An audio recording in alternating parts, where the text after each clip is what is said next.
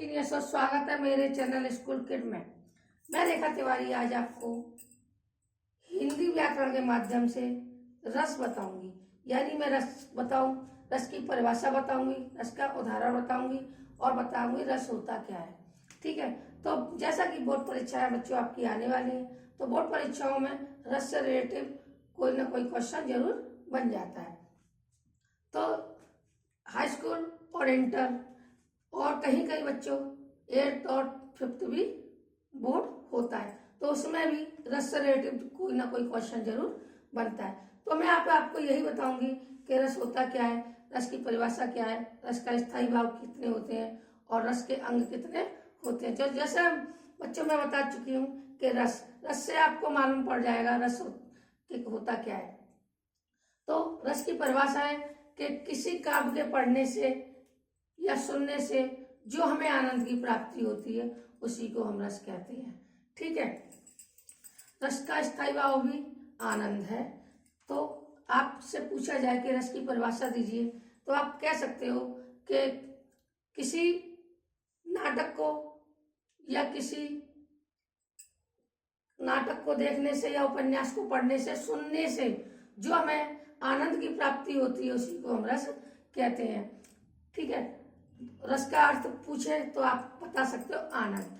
ठीक, तो अब पूछेगा बच्चों कि रस के स्थायी भाव कितने हैं, रस के अंग कितने हैं, तो आप बता सकते हो कि रस के 4 अंग होते हैं। नंबर 1 स्थायी भाव, नंबर 2 विभव, नंबर 3 अनुभव और नंबर 4 संचारी भाव। तो रस के ये तो हो गए अंग। अब पूछ सकते हैं सर पेपर में आपके के रस के स्थायी भाव कितने होते हैं, तो प्यारे बच्चों अभी तक भारतीय आचार्यों ने रस के 9 स्थायी भाव बताए हैं और उसी के आधार पर आपके 9 स्थायी भाव के आधार पर 9 रस बनते हैं।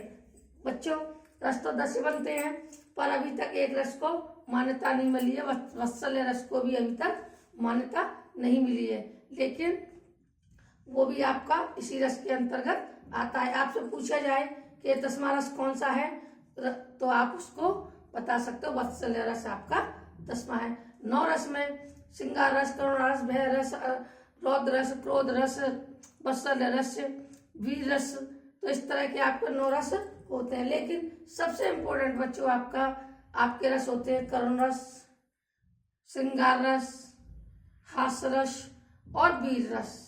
तो ये इम्पोर्टेंट सभी होते हैं, मैं ये नहीं कह रही, लेकिन जहां तक बोर्ड परीक्षाओं में आते हैं तो यही 4-5 प्रकार के रस को ही के आधार पर ही क्वेश्चन बनते हैं। तो मैंने जैसा कि आपको बताया था कि हास्य रस क्या है, हास्य रस की परिभाषा बताई थी, हास्य रस का उदाहरण बताया था, तो उसी आधार पर आज मैं आपको करुण रस बताऊंगी।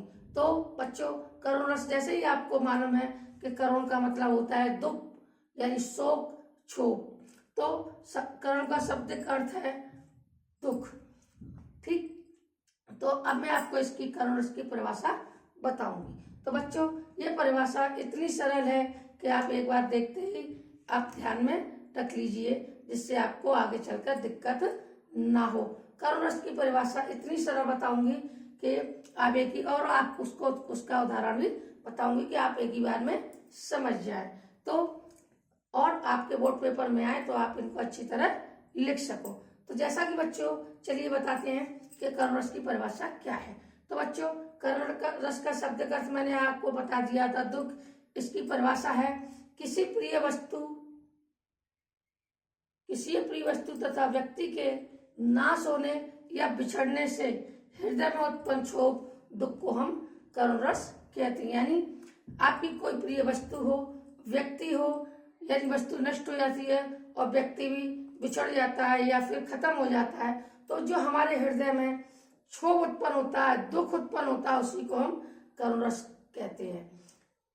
ठीक है, इसका उदाहरण है, मैं इसको उदाहरण इतना सरल बताऊंगी बच्चों, ये भी पेपर में यही अक्सर उदाहरण आता है कि करुण रस का उदाहरण दीजिए, तो आप करुण रस का उदाहरण दे सकते हैं। मणि को भुजंग सी जननी, फंसा पटक रही थी शीश, अंधी आज बनकर मुझको किया न्याय तुमने जगदीश। यानी श्रवण कुमार की मृत्यु हुई थी तो उनकी माता, यह दशा करुणा रस का उदाहरण है। यानी श्रवण कुमार की मृत्यु हुई थी तो उनकी माता किस प्रकार कर रही थी, जिस प्रकार मणि खोए भुजंग सी जननी फंसा पटक रही थी शीश। यानी जब सांप की मणि खो गई थी या खो जाती है तो वो अपना फन जमीन पर इस प्रकार पटकती है, ठीक है, फन जमीन पर इस प्रकार पटकती है कि वो फन पटकते पटकते उसकी मृत्यु हो जाती है या वो मर जाती है। उसी प्रकार जब श्रवण कुमार की मृत्यु का समाचार उनकी माता को मिला तो वो भी इस तरह सिर अपना जमीन पर पटक रही थी। ये करुणा रस का उदाहरण है, ठीक है। करुणा रस का अब मैं बताती हूँ आपको स्थायी भाव। यानी करुणा रस का स्थायी भाव है शोक, दुख, ठीक, और क्षोभ। अगर आपको पूछे कि करुणा रस का स्थायी भाव क्या है और करुणा रस का शाब्दिक अर्थ क्या है, तो आप करुणा का शाब्दिक अर्थ तो दुख या क्षोभ बता सकते हो और इसका स्थायी भाव शोक बता सकते हो। क्वेश्चन एक ही बनता है, चाहे स्थायी भाव पूछे चाहे शाब्दिक अर्थ पूछे, तो आप आंसर आपको यही शोक देना है, ठीक।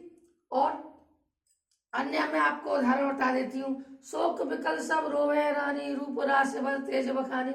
यानी जब एक राजा की मृत्यु हो जाती है या हो गई थी तो उसकी जो रानियां थी वो इस प्रकार रो रही थी, सिर उसके तेज का, उसके बल का और उसके रूप का वर्णन कर करके इस प्रकार रो रही थी और उसका जो बल बुद्धि थी, बल तेज का और बखान कर करके रो रही थी, उसकी चर्चा कर करके और बुरी तरह क्रोध शोक प्रकट कर रही थी, यानी दुख प्रकट कर रही थी। तो प्यारे बच्चों, मैंने आपको जो परिभाषा दी है ये वेरी इंपॉर्टेंट परिभाषा है, बोर्ड परीक्षाओं के लिए बहुत ही ज्यादा इंपॉर्टेंट परिभाषा है। इसलिए मैं चाहूंगी कि आप इस परिभाषा को अच्छी तरह याद कर लीजिए। और ये उदाहरण अक्सर यही उदाहरण आता है, और जो आपके मन में दुख के जो भी उदाहरण आते हो, शोक के आते हो, तो आप इनकी जगह वो भी उदाहरण लिख सकते हो। उसका स्थायी भाव शोक ही होगा। जो आपका दुख आपको कहीं पर भी समझ में आ रहा हो, अच्छा कोई उदाहरण हो, उससे भी अच्छा कोई उदाहरण हो, तो आप वो भी लिख सकते हो। तो बच्चों, मैं तो यही चाहूंगी कि आप अच्छी तरह पढ़िए जिससे आप अच्छे नंबरों से पास हो। अगर मेरे द्वारा दी गई जानकारी अगर आपको अच्छी लगे या किसी भी यूट्यूबर की जानकारी आपको अच्छी लगे तो मेरे चैनल को या उसके चैनल को जरूर लाइक करें, कमेंट करें, सब्सक्राइब करें। थैंक यू, धन्यवाद, और मुझे सपोर्ट करें।